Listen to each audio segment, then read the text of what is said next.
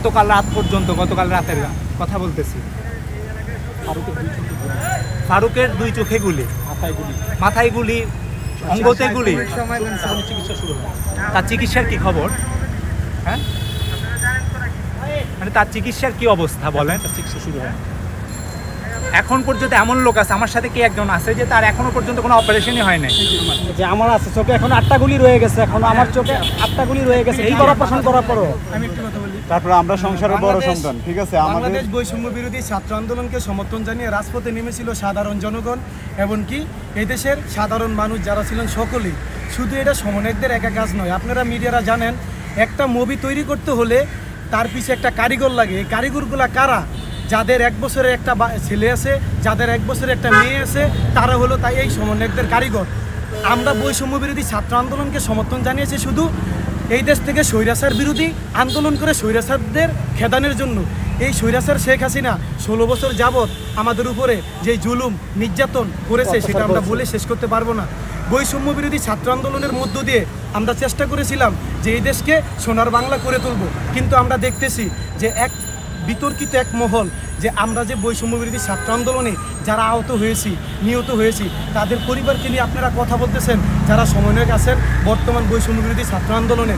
এবং আমরা যারা জাতীয় চক্ষু স্টুডিওতে 800 থেকে 1000 রোগী ছিলাম, যারা পঙ্গুতে, আমার ভাইরা হাত হারিয়েছে, পাও গিয়েছে, এমনকি এই যে আমার যে বড় ভাই, তিনি এখন যে পরিস্থিতিতে আছে তার এটা বলার মতন আপনারা মিডিয়ারা দেখতেছেন। এবং আমি বলতে চাই আমাদের ডক্টর ইউনূস সাহেবকে একটা প্রশ্ন করব আজকে আপনাদের মিডিয়ার মাধ্যমে। তিনি হলেন আমাদের বাংলাদেশের নোবেল পুরস্কৃত একজন মানুষ, সারা বিশ্বের, তাকে আমরা সম্মান জানাই। তার বয়স বর্তমান 84 বছর বয়স। তার প্রতি আমরা ভালোবাসা ও কৃতজ্ঞতা রাখি। কেন? আমরা বৈষম্য বিরোধী ছাত্র আন্দোলনে আহত হয়ে আমরা গভর্নমেন্ট থেকে শুধু পেয়েছিলাম একমাত্র উপহার হিসাবে ট্রিটমেন্ট, সেটা ফ্রি। এই ট্রিটমেন্টের উদ্দেশ্যে আমাদের কোনো মানে বিতর্কিত কোনো কথা নেই, তাদের প্রতি আমাদের ভালোবাসা থাকবে। কিন্তু আমরা যারা আহত হয়ে জাতীয় চক্ষু স্টুডিওতে ছিলাম, পঙ্গুতে ছিলাম এবং ঢাকা মেডিকেলে ছিলাম, যেমন আমার উদ্দেশ্য করে বলতে চাই, আমার ফ্যামিলির, আমার বাবা নেই, আমি আমার ফ্যামিলির বড় ছেলে, তো আমার ফ্যামিলিটা কীভাবে চলতেছে? এই যে আমার সাথে যে ছেলেটা আছে, ওর এখনও অপারেশন হয় না, নাম হলো সজীব, ওর চোখে এখনও গুলি রয়ে গেছে। এই যে আমার এই সাইডে একটা লোক আছে, ওর চোখে এখনও 5টি থেকে 8টি গুলি রয়ে গেছে। এই যে দুই বাচ্চার ছেলে, 2 বাচ্চার বাপ, ওনার এখনও ভবিষ্যৎ বা আগামী প্রজন্ম কিভাবে যাবে, সে এখনো হাসপাতাল থেকে রিলিজ নেওয়ার পরে কাতরিয়ে মরতেছে, দাঁড়ে দাঁড়ে মানুষের ঘুরতেছে। এই যে ওনার 1 চোখ এখনো দেখতে পায় না, 1 চোখে দেখতেছে না, আর 100 গুলির উপরে মাথার ভিতরে। আমি কর্তৃপক্ষের কাছে জানাইতে চাই, গভর্নমেন্টের কাছে বলতে চাই, বৈষম্য বিরোধী ছাত্র আন্দোলনের সমন্বয়ক যারা, তাদেরকে বলতে চাই আপনাদের উদ্দেশ্য করে, আমরা বৈষম্য দূর করার জন্য রাজপথে নেমেছি। আমরা কারো ব্যাংক ব্যালেন্স ভারী করার জন্য রাজপথে নামি নাই। আমরা এই বৈষম্য দূর করার জন্য রাজপথে নেমেছি, স্বৈরাচার খেদানোর জন্য। আগামী প্রজন্ম যেন জানতে পারে 1971-এর পরে আমরা জন্মগ্রহণ করে স্বৈরাচার হাসিনার একটি কথায় আমরা রাজপথে নেমেছি। সেই প্রতিভা আমরা কি পেয়েছি জানেন? এই স্বৈরাচার হাসিনা আমাদেরকে বলেছিল 71-এর পরে 24-এ আমরা এই দেশে মাথা তুলে বাঁচার জন্য স্বৈরাচার হাসিনা বলেছিল যে আমরা নাকি রাজাকার। এই রাজাকারের প্রতিনিয়ত কথা নিয়ে আমরা রাজপথে নেমেছি যে দেখ একজন বাংলাদেশ এই নাগরিক রাজাকাররা কি করতে পারে।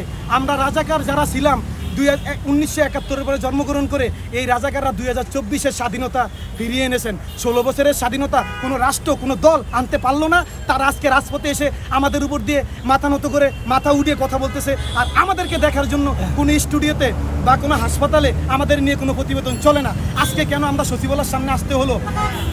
আজকে সচিবালয়ের সামনে আসতে হলো? আমরা ডক্টর ইউনূস সাহেবের কাছে বিনয়ভাবে অনুরোধ করব যে আমরা যমুনাতে আপনার বাসভবন, আমরা ওখানে যাব।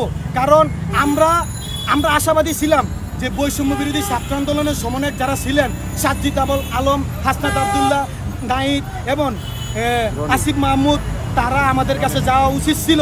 আমরা যারা হাসপাতালে ছিলাম সবাইরে আমাদেরকে ডেকে একসাথে বসে, যে যারা নিহত হয়ে গেছে তারা তো শহীদ হয়ে গেছে, 16 তারিখ আবু সাঈদ চলে গেছে, আবু সাঈদ আমাদেরকে মৃত্যু শিখিয়ে গেছে, মুগ্ধ চলে গেছে, মুগ্ধ আমাদেরকে যুদ্ধ শিখিয়ে গেছে, আমরা তাদেরকে স্যালুট জানাই।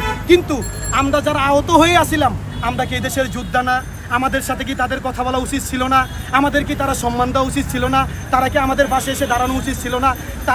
আমরা কেন আগস্টের 5 তারিখে স্বৈরাচার হাসিনা চলে যাওয়ার পরে আমাদের ট্রিটমেন্টের জন্য কেন আমাদেরকে 13 তারিখ পর্যন্ত অপেক্ষা করতে হলো, আমাদের কেন 15 তারিখ পর্যন্ত সরকারি ট্রিটমেন্ট ফ্রি নেওয়ার জন্য অপেক্ষা করতে হলো, আমরা এটা ডক্টর ইউনূস সাহেবের কাছে বিপুলভাবে আবেদন করতে চাই। এমনকি আমার এটা দাবি, তিনি এটা প্রশ্নের উত্তর দিবে।